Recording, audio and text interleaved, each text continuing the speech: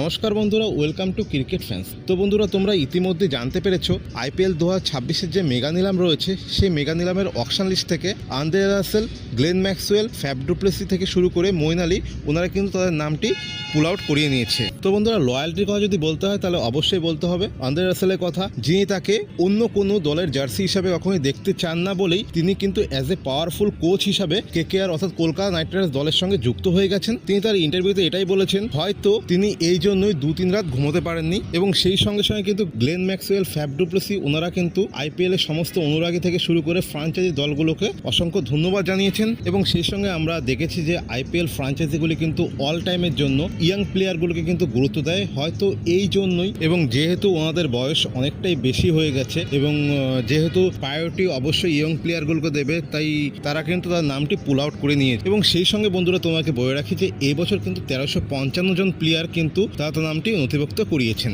যেখান থেকে 293 জন ওভারসিজ রয়েছে। এবং সেই সঙ্গে তোমাকে এটা বলে রাখি যে মালয়েশিয়া থেকে কিন্তু একজন প্লেয়ার রয়েছে ভারতীয় বংশোদ্ভূত।